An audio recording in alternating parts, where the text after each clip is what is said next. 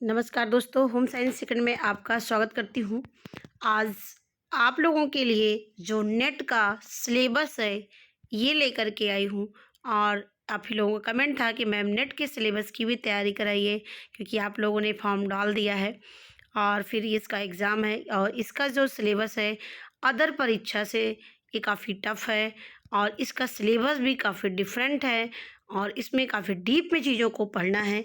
तो आज हम सबसे पहले आपसे सिलेबस पे डिस्कस करेंगे, कितने पॉइंट हैं, क्या-क्या चीज़ें इसमें पढ़ना है और कितनी चीज़ें आपका टीजीटी और एलटी से मिलते हैं। इन सब चीज़ों पर हम चर्चा करेंगे और केवल आज हम फूड और न्यूट्रिशन के ही जो टॉपिक हैं, इसी पे ही डिस्कस करेंगे। यानी इसमें आपको क्या-क्या पढ़ना है, इस पे हम डिस्कस करेंगे। तो चलते हैं। तो क्योंकि ये कुछ लोगों को सिलेबस भी कम समझ में आ रहा है कि इसमें है क्या चीज़, पढ़ना क्या है इसमें। तो मैंने अंग्रेजी में ना सही बल्कि हिंदी में मैंने ये सिलेबस डाउनलोड किया हुआ है। इसको मैं आपको शेयर कर दूँगी टेलीग्राम चैनल पर, वहाँ से आप इसको डाउनलोड कर लीजिएगा, ले लीजिएगा। और आज मैं आपको यहाँ पर इसको बताने जा रही हूँ कि ये आपके लिए तैयारी के लिए कितना महत्वपूर्ण है सिलेबस, क्योंकि जब तक हमें सिलेबस के बारे में नहीं पता होगा तब तक हम चीज़ों को नहीं पढ़ पाएंगे, क्या चीज़ पढ़ना है, कैसे पढ़ना है। तो आइए हम देखते हैं। तो देखिए यहाँ पर कुल 10 यूनिट है इसमें। ये आपके नेट के सिलेबस में इसका कोड 12 है। और ये देखिए इसमें एक देखिए इकाई फर्स्ट में फूड एंड न्यूट्रिशन है, यानी खाद्य पोषण है, खाद्य एवं पोषण है। और देखिए दूसरा यूनिट भी आपका पोषण से संबंधित है। इसमें मैंने जो ऑब्ज़र्व किया कि इसमें जो फर्स्ट और सेकंड दो दो यूनिट एक एक जो है कवर कर रहा है एक एक ब्रांच को। यानी फूड और न्यूट्रिशन का दो, बाल विकास का दो, मैनेजमेंट का दो, क्लोथिंग एंड टेक्सटाइल का दो, इस तरीके से ये कवर कर रहा है। तो यही आपको मेन देखना, 10 यूनिट है। और इसके साथ साथ आपका एक रिसर्च जो टॉपिक है, आपका रिसर्च को भी काफ़ी डीप में है और 10 ब्रांच में आपके रिसर्च को ऐड कर दिया है और अलग से इसमें नहीं है। बस ये 10 में ही आपको जो 10 यूनिट है इसी में ही आपका नीचे 10वें नंबर पे आपको देखिए यहाँ पर ऐड किया गया है। तो देख लेते हैं, यहाँ पर पहले हम इस पे आते हैं फूड और न्यूट्रिशन पे। तो देखिए पहला है खाद्य विज्ञान एवं पोषण। और इसमें ये देखिए ये 10 यूनिट है और 10 यूनिट में देखिए यहाँ पर नीचे दिया गया है अनुसंधान, यानी रिसर्च मेथड्स। क्या है? Research methods.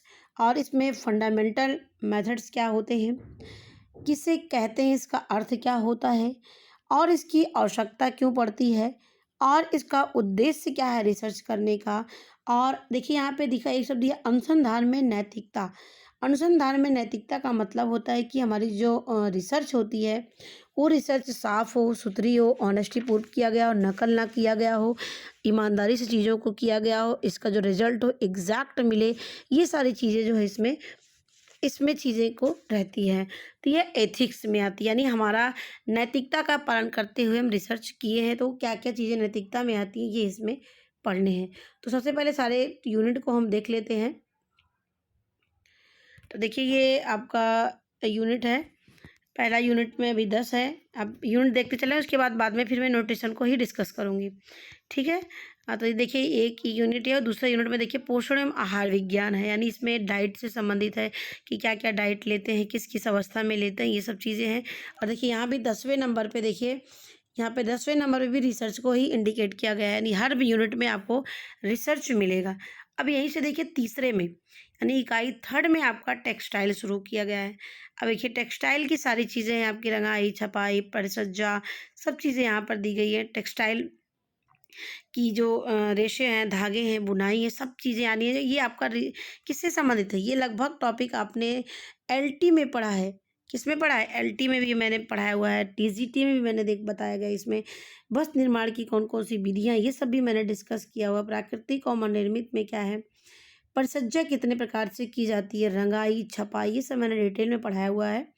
और भारत के प्रांतों में पारंपरिक वस्त्र कौन कौन से होते हैं, छपाई के वस्त्र, रंगे वस्त्र, बुने वस्त्र, ये सब चीज़ें इसमें आपने एलटी में भी पढ़ा हुआ है। और रेशे, विधि, नमूने, रंग, तकनीक, डिजाइन के आधार पर पारंपरिक वस्त्रों की पहचान कैसे करेंगे, तो ये सब चीज़ें किसमें है आपका टेक्सटाइल में है। अब देखिए यहीं पर ही आपका जो चौथी यहाँ पे देखिए 10वें नंबर पे आपका रिसर्च। अब रिसर्च में क्या है आपका विवरणात्मक अनुसंधान, गुणात्मक अनुसंधान, यानी आपका क्वालिटेटिव, क्वांटिटेटिव, एक्सपेरिमेंटल, एनालिटिकल, ये जो है आपके किसमें, ये अनुसंधान में आपको पढ़ना है। अभी मैं केवल थॉरोली आपको ज्ञात करवा रही हूँ। अभी सब जितने 10 यूनिट है उस 10 यूनिट को हम 2-2 यूनिट करके आपको अच्छे से समझा देंगे किस पॉइंट में क्या आपको पढ़ना है। अभी मैं आपको ऐसे ही दिखा रही हूँ जिससे आपको जानकारी हो जाए, ठीक है। अब यहाँ पे देखिए तीसरा और चौथा यूनिट में क्या है, तीसरा और चौथा यूनिट में यही चीज़ें हैं किसमें, यही आपको इसमें पढ़ने हैं कि टेक्सटाइल से संबंधित है। देखिए नाप लेना और डिज़ाइन के क्या सिद्धांत हैं, फैशन, ये सब भी मैंने पढ़ाया हुआ है। पैटर्न बनाना, ड्राफ्टिंग क्या होता है, फ्लैट पेपर पैटर्न बनाना क्या होता है। देखिए कुछ लगभग चीज़ें इसमें मैंने कवर किया हुआ है जो आपके एलटी और टीजीटी से संबंधित है। तो बहुत सी कुछ चीज़ें भी बची भी हुई है हमारी जो नेट के सिलेबस में, जो आपके एलटी और टीजीटी में नहीं है, वही आपको यहाँ पर कवर करना है, ठीक है। तो देख लीजिए अब यहाँ पे आपका हमारा आता है नेक्स्ट इकाई 5। अब देखिए इकाई 5 में आपका क्या आता है, ये आपका उसमें आते हैं होम मैनेजमेंट, रिसोर्स मैनेजमेंट में आते हैं। ये देखिए सब आपने पढ़ा होगा, प्रबंधन किसे कहते हैं, प्रबंधन में योजना क्या है, मतलब आयोजन, नियंत्रण, मूल्यांकन किसे कहते हैं, पारिवारिक जीवन चक्र आपने पढ़ा है, संसाधन कितने प्रकार के होते हैं और उसको कौन कौन से कारक प्रभावित करते हैं, समय प्रबंधन क्या है, कार्य सरलीकरण क्या है, ये सब भी मैंने पढ़ाया हुआ। थकान कितने प्रकार के हैं, देखिए टॉपिक कवर है आपका प्राकृतिक संसाधनों का प्रबंधन कैसे, यानी भूमि, वन, जल, इनका कैसे करेंगे, कि कूड़ा करकट प्रबंधन कैसे किया जाता है, ये सस्टेनेबल डेवलपमेंट की संकल्पना, धारणीय विकास के क्या लक्ष्य रखे गए हैं, ये सब किस में पढ़ना, आपको संसाधन में पढ़ना है। उपभोक्ता, देखिए उपभोक्ता कितने प्रकार के हैं, उपभोक्ता के क्या अधिकार दिए गए हैं, और इसके बाद आपके उद्यमिता क्या है, यानी एंटरप्रेन्योरशिप क्या है। और देखिए लास्ट यूनिट में आपका दिया गया है यहाँ पर, ये आपका है सैम्पलिंग क्या है।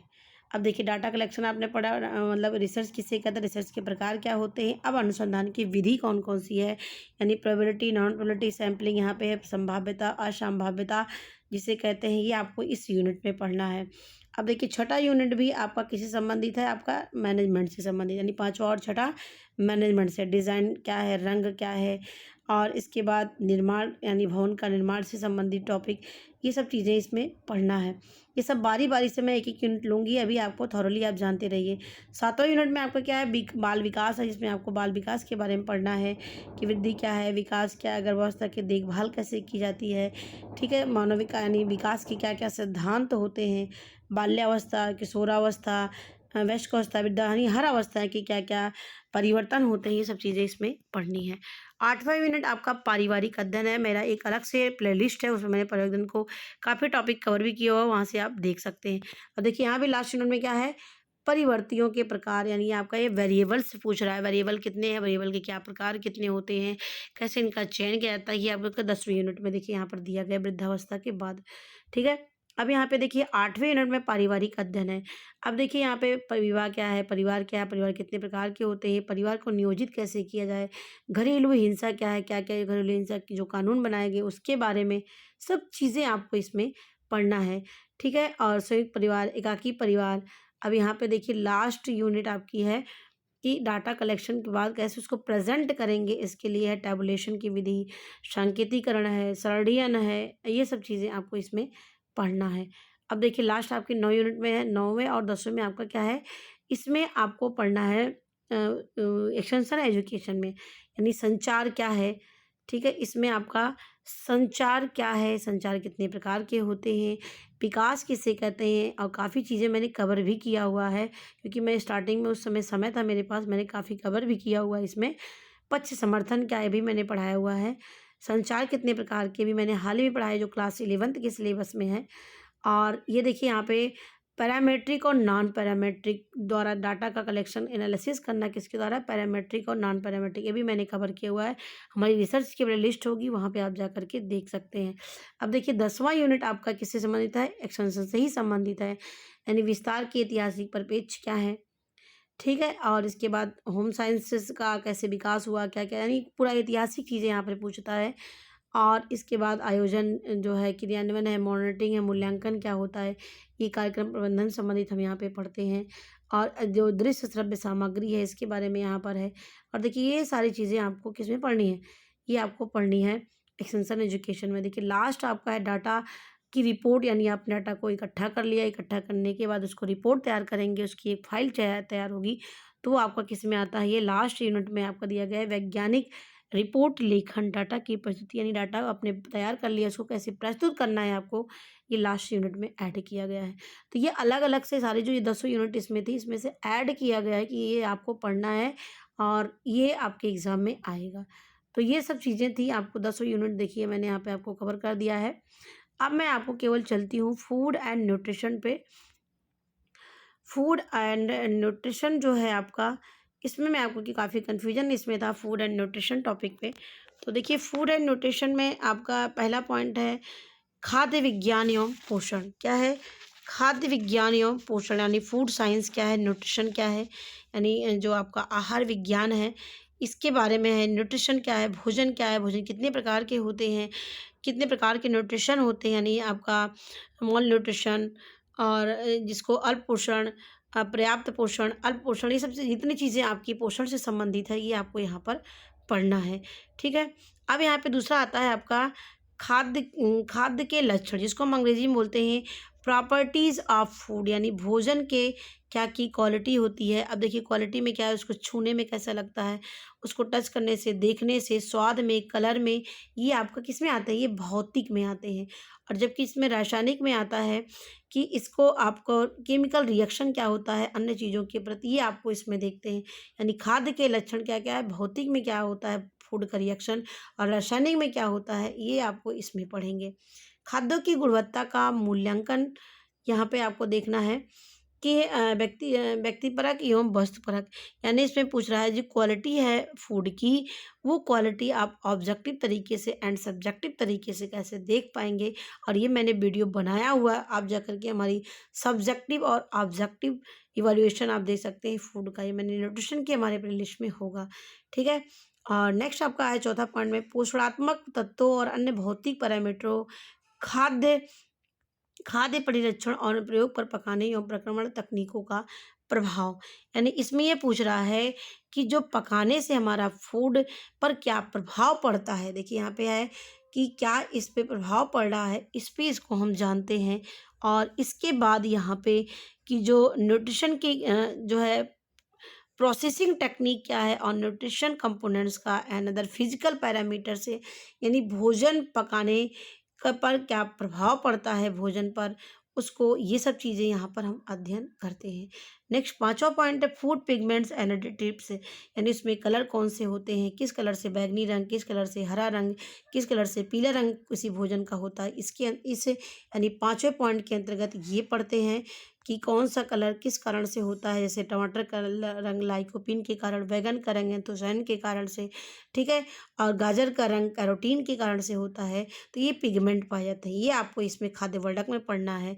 और इसके साथ साथ योगज, योगज का मतलब होता है एडिटिव्स, फूड एडिटिव्स से मतलब कि जिसमें पोषक तत्व कम में है या दूसरी चीज़ें में उसमें ऐड करके आप एक्स्ट्रा ऐड करके नया प्रोडक्ट बनाते हैं, जो उसको हम अलग अलग डाइट में अलग अलग देते हैं, उसे एडिटिव्स कहते हैं। यानी कुछ चीज़ों को फूड में ऐड करना जो उसमें पोषक तत्व या विटामिन या प्रोटीन नहीं पाए जाते हैं, उसको आप अलग से ऐड करके मिला देते हैं, इसी को ही हम बोलते हैं एडिटिव्स। ठीक है, फूड एडिटिव्स बोलते हैं। अब देखिए छठवां पॉइंट में क्या है, फूड स्टैंडर्ड। देखिए यहाँ पे माइक्रोबायोलॉजिकल सेफ्टी ऑफ फूड। अब देखिए यहाँ पे आपको हैकअप पढ़ना है, यानी फूड को हमारे क्या मानक क्या तैयार किए गए, किस मानक पे हमारा फूड सही है, स्वच्छ है, स्वस्थ है, इसको खाने से कोई बीमारी नहीं होगी। तो इसके लिए क्या रखा गया है, इसके लिए हैकअप रखा गया है। क्या रखा गया, हैकअप है। हैकअप भी मैंने पढ़ाया हुआ है। फूड की पैकेजिंग, यानी फूड को कैसे पैक किया जाता है, क्या क्या किन किन बातों का ध्यान रखा जाता है, इस पॉइंट में इसको हम पढ़ेंगे। नेक्स्ट हमारा आता है 7 पॉइंट खाद्य सेवा के प्रपेक्ष, यानी मीनू बनाना, खाद्य लागत का विश्लेषण करना। अब मैंने मीनू भी पढ़ाना है, मीनू भी मैंने पढ़ाया भी होगा, कितने प्रकार के मीनू होते हैं। मीनू प्लानिंग कैसे की जाती है, यानी आहार नियोजन आपका पूछ रहा है कि भोजन का नियोजन कैसे किया जाता है, सुबह का, दोपहर का, शाम का, रात का, बूढ़े लोगों का, बड़े लोगों का, बच्चों का, कैसे आहार की प्लानिंग की जाती है, क्या क्या चीज़ें उनको खिलाएं, यानी आप ऑल ओवर आपको आहार नियोजन इसमें पढ़ना है। और इसके साथ साथ मीनू कितने प्रकार की होती है, इस पॉइंट में हम पढ़ेंगे। ठीक है, किस पॉइंट में, ये आपका खाद्य मानक में। अब आता है मीनू योजना में अब आता है नव उत्पाद का विकास है। देखिए नैनो टेक्नोलॉजी का प्रयोग कहाँ कहाँ पर फूड में किया जा रहा है, क्योंकि ये बहुत ही सूक्ष्म होती हैं और बहुत ही ज़्यादा क्वालिटी की होती हैं। ये भी आपकी नैनो टेक्नोलॉजी होती है, जिसमें मैंने आपको वस्त्र विज्ञान में पढ़ाया हुआ है क्या है नैनो टेक्नोलॉजी। अब देख सकते हैं इसमें। अब नेक्स्ट हमारा आता है 9वां point, food service management of.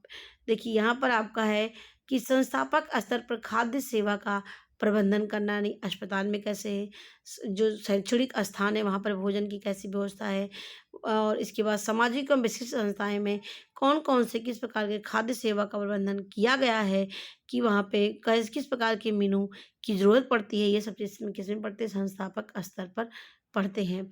अब आता है हमारा लास्ट में, मैंने अभी अनुसंधान पढ़ा दिया। अनुसंधान क्या है, अनुसंधान के क्या उद्देश्य होते हैं, क्या पर्पज है, क्या एथिक्स मतलब होता है कि हमारा कोई नकल नहीं किया गया है, बल्कि हमने जो बनाया हमारा खुद का है, हमारे दिमाग का है, तो ये इसको हम एथिक्स बोलते हैं, नैतिकता बोलते हैं।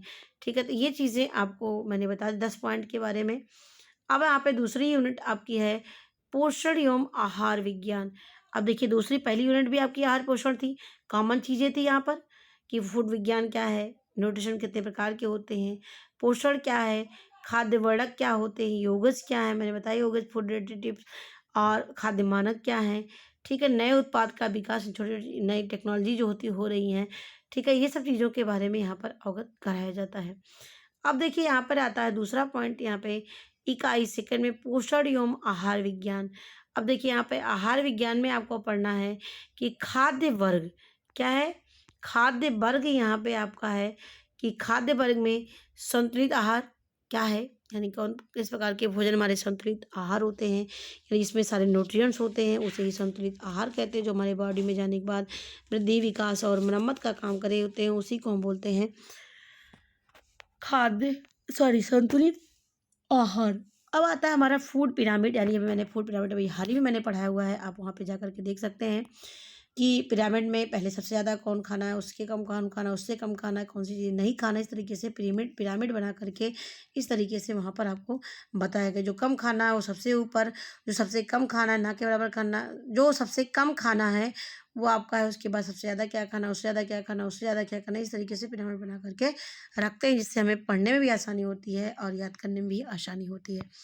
माइक्रो और मैक्रो, छोटे और बड़े न्यूट्रिशन, यानी आपके माइक्रो न्यूट्रिएंट्स कौन से होते हैं, मैक्रो यानी छोटे न्यूट्रिशन, जैसे आपका कैल्शियम, मैग्नीशियम, पोटेशियम, ये आपके हैं। इसके बाद आयरन, फोलिक एसिड, ये आपके हैं। तो इस यानी आपके इसको मैक्रो और माइक्रो न्यूट्रिशन के रूप में बांटा गया है।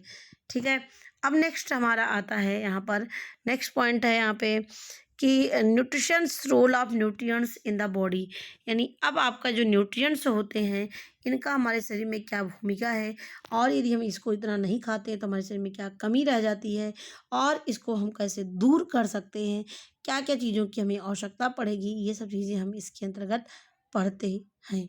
ठीक है, तीसरा पॉइंट आता है पब्लिक स्वास्थ्य पोषण, यानी पीएस यानी जिसको बोलते हैं, यानी पब्लिक हेल्थ न्यूट्रिशन की व्यवस्था है इसमें। जैसे कि अब जब हाल ही में आपका कौन सा चल रहा है, आयुष्मान योजना, जो सभी लोगों के लिए वैल्यूएबल है। जो गरीब हैं उनके लिए आपको आराम से स्वास्थ्य सुविधा मिल जाती है, फ्री मिल जाती है, तो ये सब चीज़ें यूज कर सकते हैं। चौथा पॉइंट आपका न्यूट्रिशनल जो होता है यहाँ पे, जीवन अवस्था में पोषण, शारीरिक परिवर्तन, विकास, वृद्धि, जीवन में पर्याप्त पोषण की आवश्यकता और दिशा निर्देश। देखिए यहाँ पे आपको पढ़ना है कि हमारे शरीर में क्या क्या परिवर्तन जो इस अवस्थाओं से आ रहा है, और इससे हमें क्या क्या चीज़ों का ध्यान रखना है, क्या चीज़ खाना है, कितना खाना है, ये सब चीज़ें हमें दिशा निर्देश के रूप में मिलती हैं, जिससे हम इसका पालन करें तो स्वस्थ रह सकते हैं। और जैसे किशोरावस्था में क्या खाना है, और इसके बाद बाल्यावस्था में क्या खाना है, शिशुअवस्था में क्या खाना है, ये सब चीज़ें माँ को यदि एक्सपर्ट होती हैं, ये सब चीज़ों का ध्यान रहता है, तो वो आसानी से डील कर लेती हैं। ठीक है, अब यहाँ पे आपका नेक्स्ट आता है कम्युनिटी न्यूट्रिशन, स्पोर्ट्स न्यूट्रिशन, यानी ये आपका जो 5वां पॉइंट है, यानी यहाँ इसमें खिलाड़ी का क्या न्यूट्रिशन भोजन होना चाहिए, आपातकाल में हमें कैसा पोषण लेना चाहिए, ठीक है, सामुदायिक पोषण क्या होता है, यानी कम्युनिटी न्यूट्रिशन क्या होता है, ये सब चीज़ें हम इस पॉइंट में पढ़ते हैं। किसमें? 5वें में। छठा पॉइंट में आते हैं न्यूट्रिशनल असेसमेंट में। छठे पॉइंट में है कि पोषणगत मूल्यांकन विधियां और तकनीकें क्या हैं, यानी इसमें आपको पढ़ना है कि हेल्थ केयर प्रोवाइड की जाती है। किसमें? छठे पॉइंट में यहाँ पे क्या है, हेल्थ केयर इसमें प्रोवाइड की जाती है कि इसमें कैसे, मतलब कि कोई बीमारी हुई हो, कोई चीज़ की कमी हुई हो, पहले उसको डायग्नोज किया जाता है, यानी पहचान की जाती है। मल न्यूट्रिशन यानी कुपोषित है तो क्यों है, क्या है इसके पीछे, क्या रीज़न है और उसको कैसे दूर किया जाएगा, ये सब चीज़ें हम न्यूट्रिशनल असेसमेंट के माध्यम से पढ़ते हैं। अब आता है हमारा 7वां पॉइंट, न्यूट्रिशनल इंटरवेंशन। अब देखिए इसमें क्या है, जितनी एजेंसीज होती हैं, जितनी एजेंसियाँ नेशनल इंटरनेशनल पे चल रही हैं, इसके बारे में यहाँ पर आपको पढ़ना है। जैसे देखिए यहाँ पे लिखा है राष्ट्रीय पोषण नीतियाँ एवं कार्यक्रम, खाद्य एवं पोषण सुरक्षा, और इसी में ही आपको पढ़ना है FSSAI। किसी पॉइंट में, इसी पॉइंट में आपको पढ़ना है FSSAI पढ़ना है कब पढ़ना है, मैंने भी इसके पहले ही आपको बता दिया है, ठीक है। तो यहाँ पे आपको FSSAI पढ़ना है और मैंने पढ़ा भी दिया है, आप वहाँ से जा कर के देख सकते हैं। अब देखिए यहाँ पे आता है नेक्स्ट पॉइंट कि न्यूट्रिशनल आपका न्यूट्रिशन इंटरवेंशन। इसमें आपको पढ़ना है कि न्यूट्रिशन सपोर्ट कैसे किया जाए, क्या चीज़ें खिलाया जाए कि बच्चे स्वस्थ रहें, सही रहें। इनको सप्लीमेंट फूड देखिए दिया जाता है यूनिसेफ के माध्यम से, जो केयर के माध्यम से दिया जाता है, जिससे बच्चे स्वस्थ रहें, सही रहें और उनकी मानसिक और शारीरिक विकास होता रहे। अब यहाँ पे आपका आता है नेक्स्ट पॉइंट, 8वां पॉइंट है यहाँ पे कि जो है नैदानिक एवं उपचारात्मक पोषण किसे कहते हैं, यानी यहाँ पर आपको डाइट पढ़ना है, कितने प्रकार की डाइट होती है, क्या पढ़ना है इसमें, कितने प्रकार की डाइट यहाँ पे होती है, यानी soft diet, bland diet, solid diet यानी तरल आहार, और इसके बाद ठोस आहार, अर्ध तरल आहार और अन्य जो प्रकार, जितने प्रकार के आहार होते हैं इसमें आपको पढ़ना है क्लिनिकल एंड थेरापेटिक न्यूट्रिशन में। नेक्स्ट पॉइंट पे आते हैं डाइट काउंसलिंग एंड मैनेजमेंट में। देखिए आहार उपबंधन और प्रबंधन, यानी हमें डाइट क्या लेनी है, कैसे लेनी, कुल मिला के उनको बताना, मोटिवेट करना, जिससे उनके व्यवहारों में परिवर्तन आए, ये होता है काउंसलिंग। काउंसलिंग का मतलब दूसरों की समस्याओं को जानना, समझना और उसी के अनुसार उनका इलाज करना, दवा के रूप में, बातों के रूप में, मोटिवेशन के रूप में, तो ये होती हैं। लेकिन यहाँ पे आपका डाइट दिया रहा है तो डाइट में आपका दवा आती है और भोजन आता है। तो भोजन में आपको कैसे क्या खाना है, किस रोग में कौन सा आहार देते हैं, इसकी पहचान करके वो दे सकती हैं। अब यहाँ पे लास्ट आता है हमारा रिसर्च मेथड्स। देखिए अभी तक आपने यहाँ पर पढ़ा कि रिसर्च कितने फंडामेंटल इश्यूज़ के बारे में पढ़ा, कॉन्सेप्ट क्या है, नीड क्या है, स्कोप क्या है और एथिक्स क्या है। अब इसमें आप यहाँ पढ़ रहे हैं कि अनुसंधान डिज़ाइन। देखिए डिज़ाइन का मतलब क्या होता है, एक प्रकार का फ्रेमवर्क होता है रिसर्च मेथड्स और टेक्निक्स का। क्या होता है, एक प्रकार का फ्रेमवर्क होता है रिसर्च का, जो मेथड्स और टेक्निक्स को शामिल किए जाते हैं और इसी के अनुसार ही डाटा को इकट्ठा किया जाता है, उसके अनुसार थ्योरी बनाई जाती है और देश के विकास में ये सहायक होती हैं। तो देखिए मैंने अभी तक केवल आपको 2 ही यूनिट कवर किया है कि पहला और दूसरा। अब 2-2 यूनिट करके आपको मैं सारे पॉइंट को डिस्कस कर दूँगी। यदि आपको हमारी वीडियो अच्छी लगी हो तो हमें ज़रूर कमेंट में बताइएगा, जो कमियाँ होंगी वो भी बताइएगा और मेरी वीडियो देखने के लिए आपको धन्यवाद।